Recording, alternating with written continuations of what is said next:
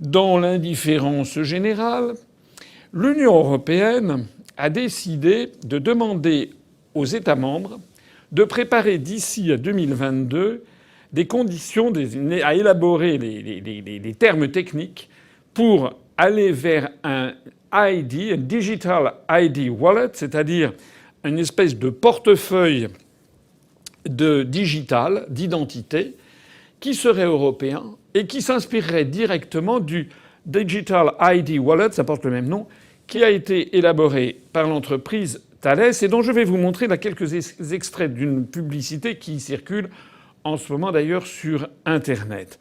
Regardez.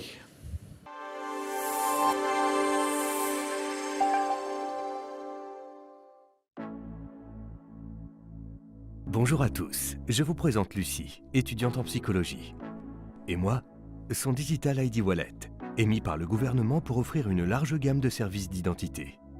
Je suis en fait un moyen pratique de prouver et de protéger son identité, aussi bien virtuellement qu'en face à face. Je peux aider les pouvoirs publics à mieux communiquer avec les citoyens. À cet instant précis, je rappelle à Lucie le rendez-vous qu'elle doit prendre pour sa vaccination. C'est l'heure de se présenter à son examen. Lucie est un peu stressée. Je suis là pour qu'elle puisse prouver facilement qu'elle est bien la candidate légitime, grâce à une connexion rapide et sécurisée entre son téléphone et celui de l'examinateur.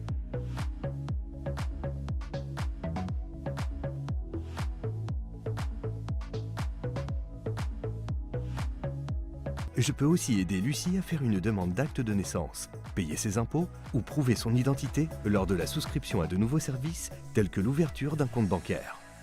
Je permets à Lucie de certifier son droit à la couverture santé. Elle peut décider d'autoriser ou non le docteur à accéder à son dossier médical, tout en gardant le contrôle de ses données personnelles. Les amis de Lucie l'attendent à l'intérieur du bar. Pour la laisser entrer, je génère simplement un code QR qui prouve que Lucie a l'âge requis. Elle n'a donc pas besoin de partager tous les détails de son identité avec le personnel. J'ai également la confiance des pouvoirs publics pour mieux soutenir la transformation numérique, lutter contre l'usurpation d'identité et offrir des services publics performants et disponibles H24. Je suis le Thales Digital ID Wallet. Bon, voilà, vous avez donc vu dans cette vidéo que, il y a une jeune fille qui est le modèle que l'on nous présente et qui, à tous les instants de sa vie, depuis du lever au coucher, utiliserait son téléphone portable pour montrer son identité à un nombre de fois incalculable tout au long d'une journée, devant des examinateurs pour un examen universitaire, pour prendre un taxi, pour réserver une voiture, pour aller à l'étranger, pour entrer dans un restaurant ou dans une boîte de nuit, etc., etc. Enfin, à tout moment, il faudrait montrer ce passeport d'identité digitale. Et ce que dit Thales, c'est que finalement, c'est formidable parce que tout est centralisé dans un endroit, que le détenteur de ce passeport numérique est propriétaire des données qu'il y a dedans et donc donne celles qui sont nécessaires uniquement. Par exemple, au vigile, on va donner simplement son âge. En revanche, on donnera sa carte bancaire, par exemple, à un chauffeur de taxi, etc., etc. Donc chacun aura accès à une partie des informations. Mais ce que ne dit pas Thales et ce projet, c'est qu'il y a quand même quelqu'un qui connaîtra tout. C'est Thales soi-même, c'est l'entreprise elle-même. Et c'est également le gouvernement qui pourra donc tout savoir sur vous. Alors ça peut être évidemment votre nom, votre prénom, votre date de naissance, donc votre âge, votre profession, vos études, mais également votre carte bancaire. Et puis aussi, il suffit d'avoir un tracé de tout ce que vous avez fait au cours d'une journée. Qui sait que vous avez rencontré? Enfin bref, cela ouvre la porte à un gouvernement, pas forcément... Vous savez, c'est la technique du salami, ce à quoi on assiste en ce moment. C'est-à-dire que si on revient 5 ans en arrière et si les Français d'il y a 5 ans savaient dans quelle France nous sommes maintenant, où pour aller dans un restaurant, dans un bar, il va falloir montrer patte blanche, sinon vous êtes reclus chez vous, tout ça pour une maladie dont le taux de létalité est de 0,2%, c'est-à-dire qu'il y a 99,8% des gens qui se guérissent naturellement.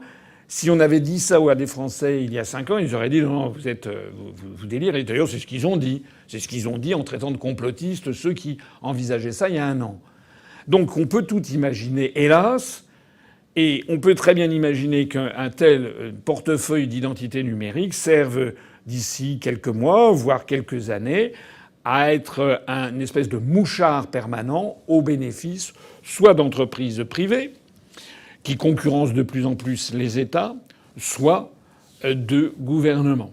Il est tout à fait envisageable, par exemple, que si vous n'avez pas payé une contravention ou que si vous êtes en retard de vos impôts, eh bien, on vous retire d'un seul coup par électronique vos moyens de paiement. Il est tout à fait envisageable qu'on vous retire la possibilité de circuler.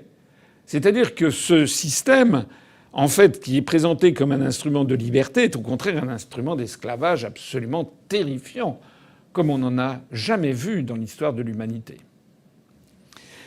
Le plus inquiétant, c'est que Thales a racheté l'entreprise française Atos. Le président de Atos n'était rien d'autre que Thierry Breton.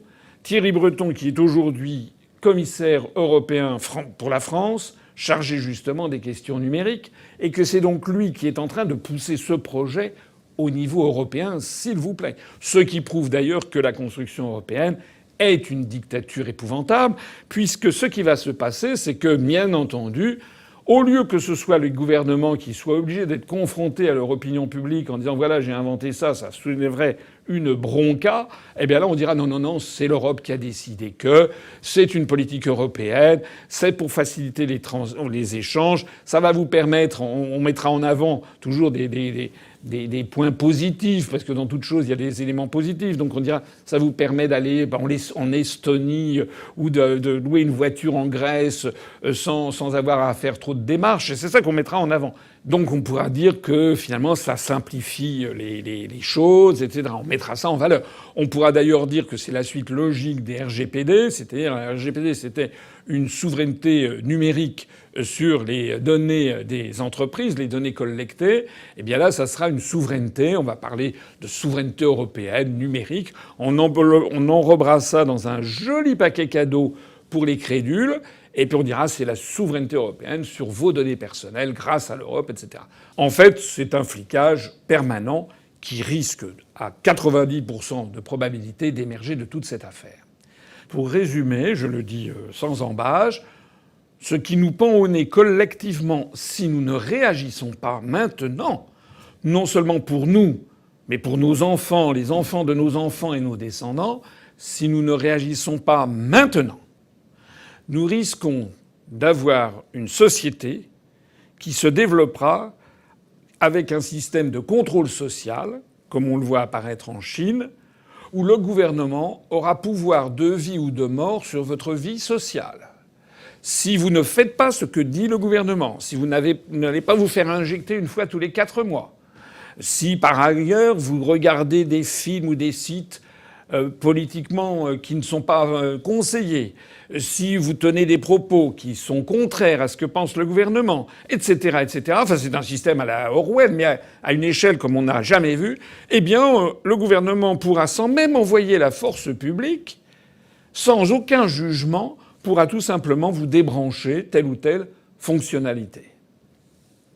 Vous ne pourrez plus, par exemple, entrer dans un restaurant, aller danser, payer des consommations, circuler, vous achetez un billet de train, un billet d'avion, vous serez pieds et poings liés. En fait, c'est exactement le système de contrôle social à la chinoise, comme on dit, qui est en train d'être mis en place en Chine, mais qui, en fait, a un véritable nom, c'est une dictature orwellienne effrayante.